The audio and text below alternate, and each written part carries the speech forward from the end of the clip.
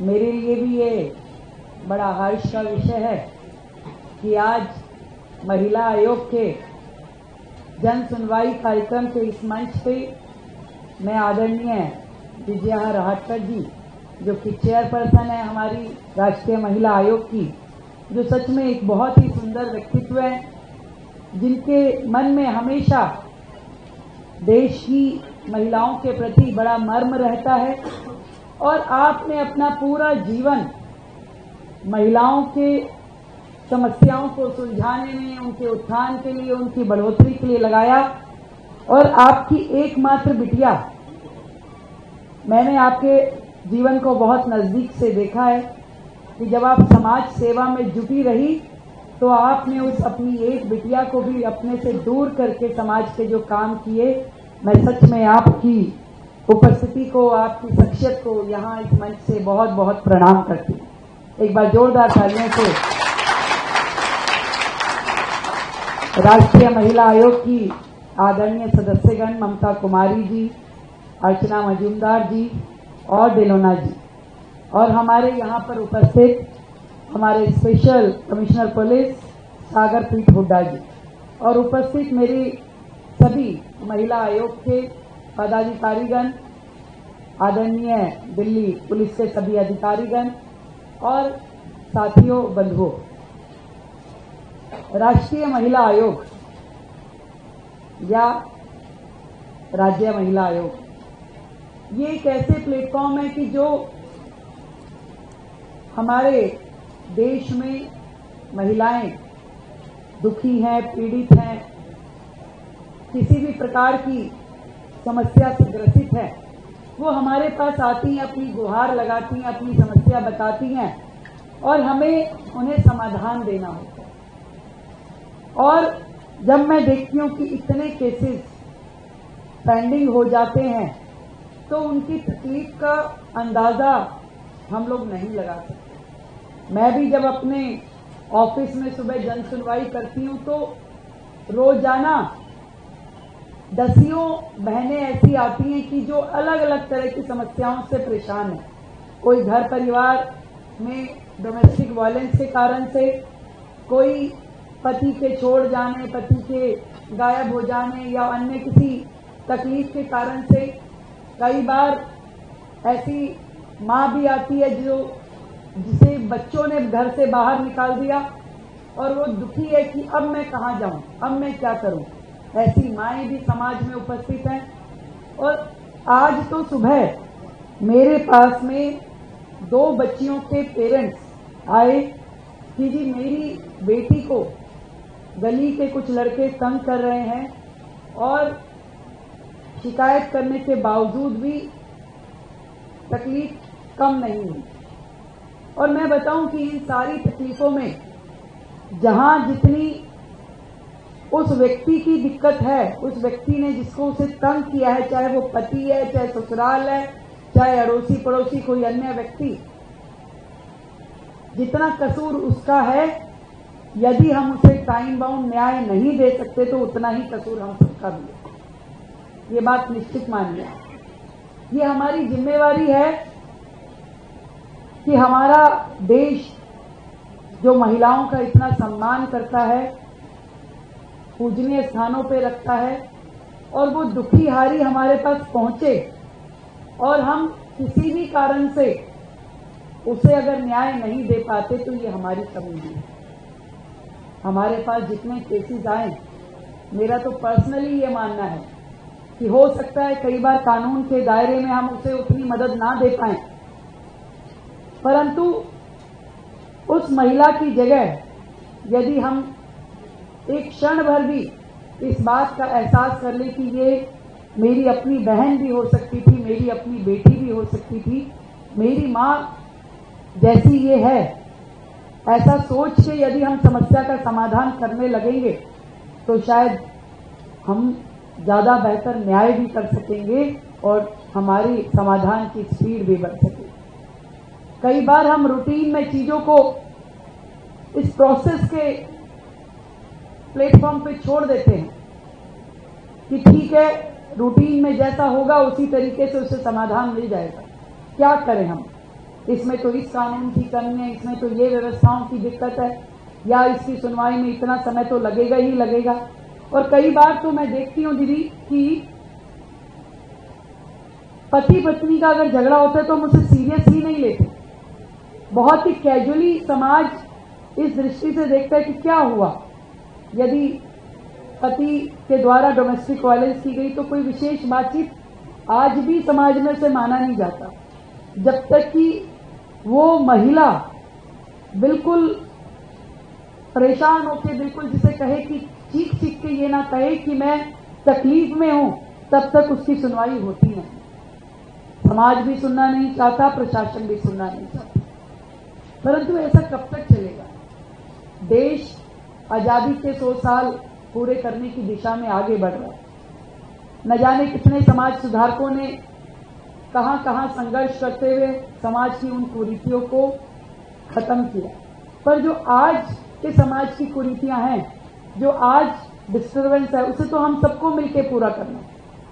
अब एकमात्र मोदी जी तो हर समस्या का समाधान नहीं दे सकते कि प्रधानमंत्री जी ने तो कहा कि women lead government, women lead development, आज उन्होंने मुझे मुख्यमंत्री बना दिया, विजया राहटकर जी महिला आयोग की अध्यक्ष बन गई, हम सबको उन्होंने हर फील्ड में लोगों के, महिलाओं के आगे आने के रास्ते खोले, हर फील्ड में, हर प्रशासन के हर लेवल पे। पर आज हम सबकी जिम्मेदारी है कि इसके बाद की तकलीफों को कम करना, इसके बाद के सफर को तय करना अब हमारी जिम्मेदारी है। आज दिल्ली राज्य की महिलाओं के जो केसेस आपने बताए कि लगभग 1500 केसेस पेंडेंसी में हैं, और मैं निश्चित रूप में कह सकती हूं कि वो सारी महिलाएं रोजाना कभी आयोग के, कभी थाने के, कभी किसी और व्यक्ति के, जिसको भी आपने मीडिएट करने के लिए बोला होगा, रोजाना उनके चक्कर लगा रही होंगी। उसको रात को नींद नहीं आती होगी, अगर उसके बाल बच्चेदार है तो रोजाना अपने बच्चों के भविष्य की चिंता में वो सो नहीं पाती है। वो सोचती होगी कि मेरा क्या होगा, मैं कैसे आगे बढ़ूंगी, कैसे इस जीवन की गाड़ी को चलाया जाएगा। और एक एक दिन हमारे लिए तो फाइल का केवल कागज मात्र है, पड़ा रहेगा, हो जाएगा 10 दिन में, 10 महीने में या 10 साल में, परंतु उसके लिए वो हर एक दिन, हर एक क्षण बड़ा तकलीफ का है। और निश्चित मानिए कि यदि वो तकलीफ में रहेगी तो सुकून तो हमें भी नहीं आएगा, सुकून तो हमें भी नहीं आएगा। और यदि हम उसकी मदद कर पाते हैं, उसको कानून के दायरे में आउट ऑफ वे भी उसको बिठा के उसको सुनना, उसको समझना, उसे समाधान देना करते हैं, तो हमें भी ये महसूस होगा कि हाँ, इस प्रगति की राह में, इस महिलाओं के सम्मान की दिशा में हमारे माध्यम से जो भी हमने समय लगाया, सीरियसली जो समाधान दिए, वो समाज की बेहतरी के लिए नेक्स्ट स्टेप है। कुछ अगर इस तरीके से कहूं कि तकलीफें, अभी मुझे बताया कि कई कानूनों में कमी है, उन कानूनों में सही तरीके से समाधान दिए ही नहीं गए, चाहे वो डोमेस्टिक वायलेंस हो या महिलाओं से जुड़े हुए कोई अन्य मुद्दे हैं। तो ठीक बात है, अगर कमी है तो आप लोग सुझाव दीजिए, महिला आयोग भी इसमें रिपोर्ट निकाल सकता है कि किस किस कानून में कहां कहां कमी है, उसको किस लेवल पे ठीक करना है। और सरकारें भी बात करेंगी और आयोग भी बात करे, और यहां तक कि हमारे पुलिस प्रशासन को भी यदि लगता है कि जब भी हम किसी केस का समाधान करने के लिए जाते हैं और यहां आकर के हमारी गाड़ी रुक जाती है, तो आप भी अपने सुझाव दे सकते हैं कि इस कानून को अगर इस दृष्टि से देखा जाए तो ज्यादा महिलाओं को न्याय मिल पाएगा।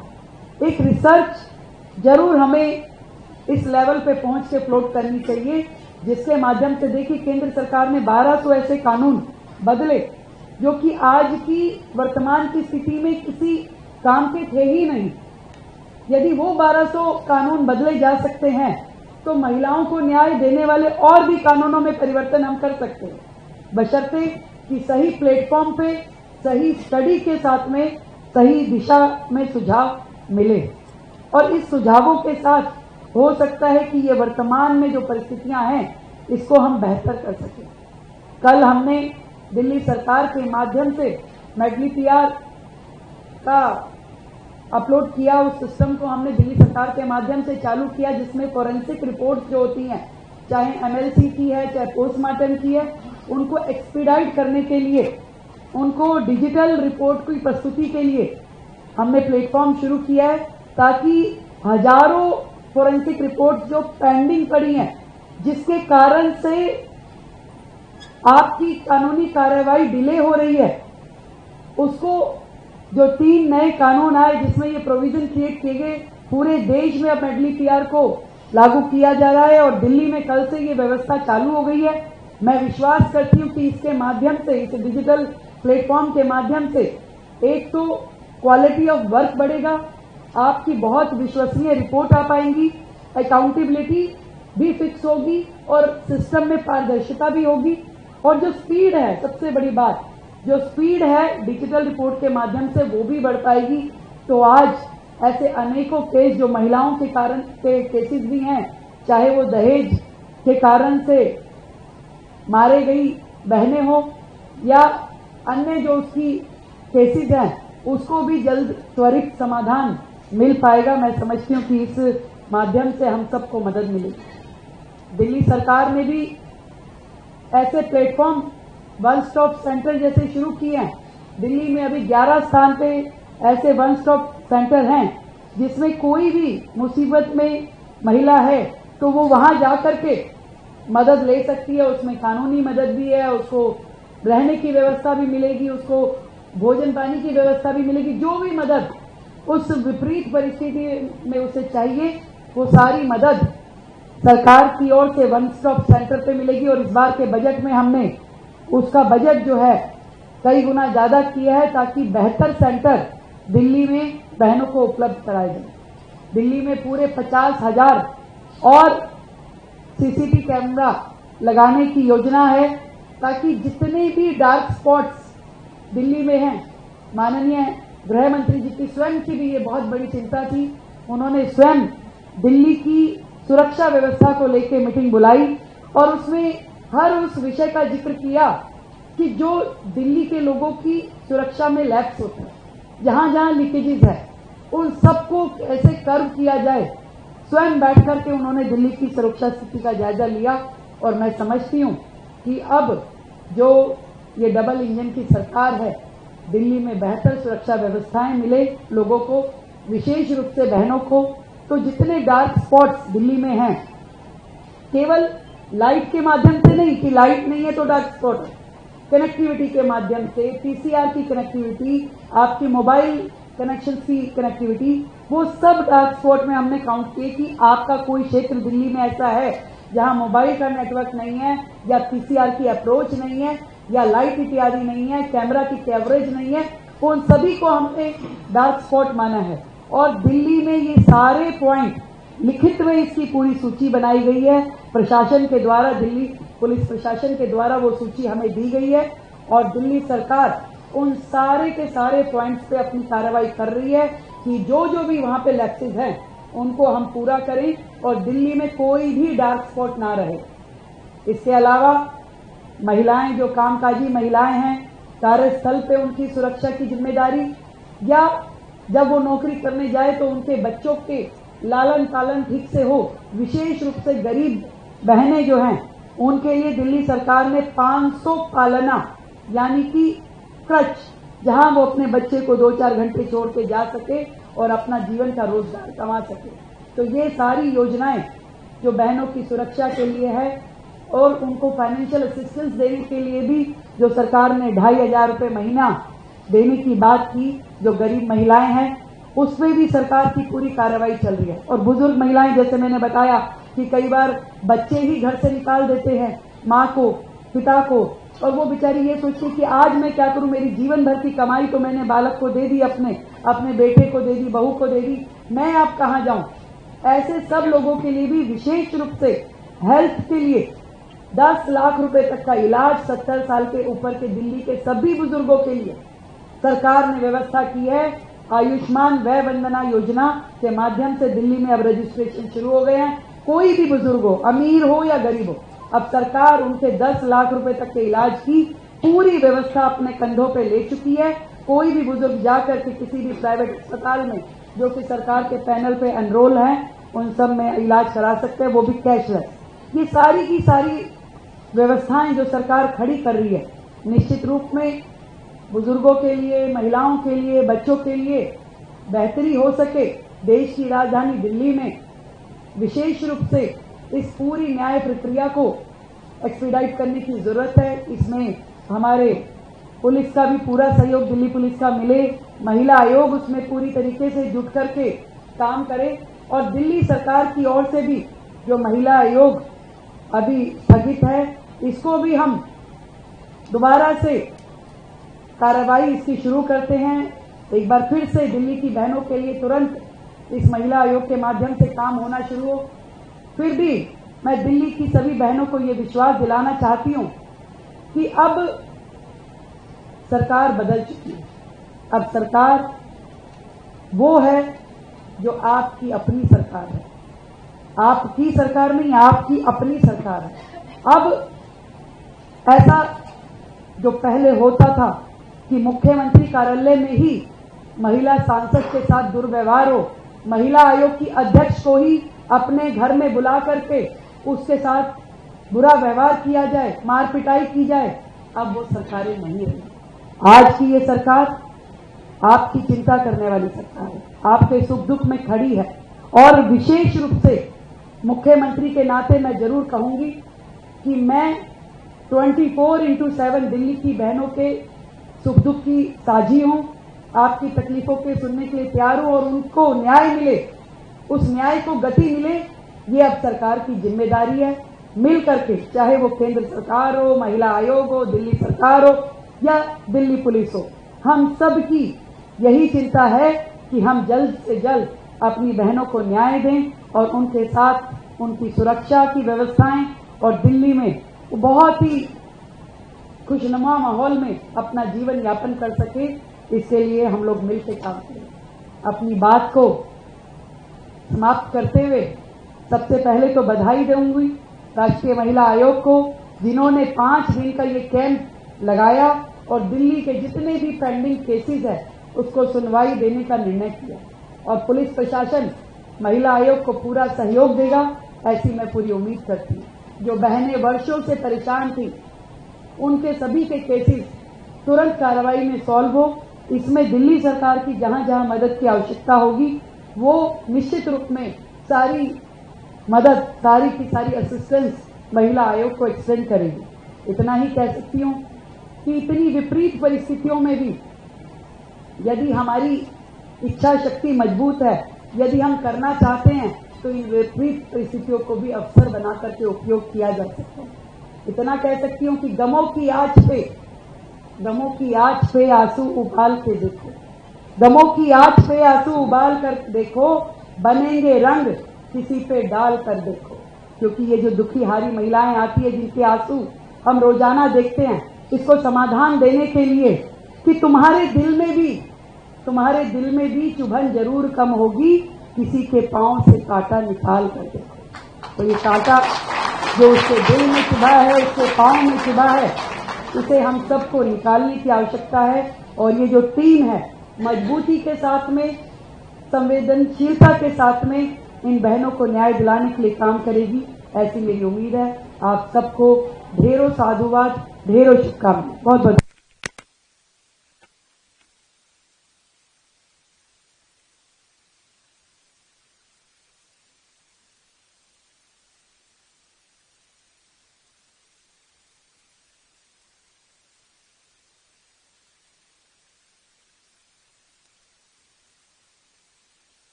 हमारे साथ जुड़े रहने के लिए सब्सक्राइब करें देश रोजाना के YouTube चैनल को और नई वीडियो की नोटिफिकेशन पाने के लिए बेल आइकन जरूर दबाएं। अगर आप ये वीडियो Facebook या Instagram पर देख रहे हैं तो पेज को लाइक और फॉलो जरूर करें और ज्यादा से ज्यादा शेयर करें।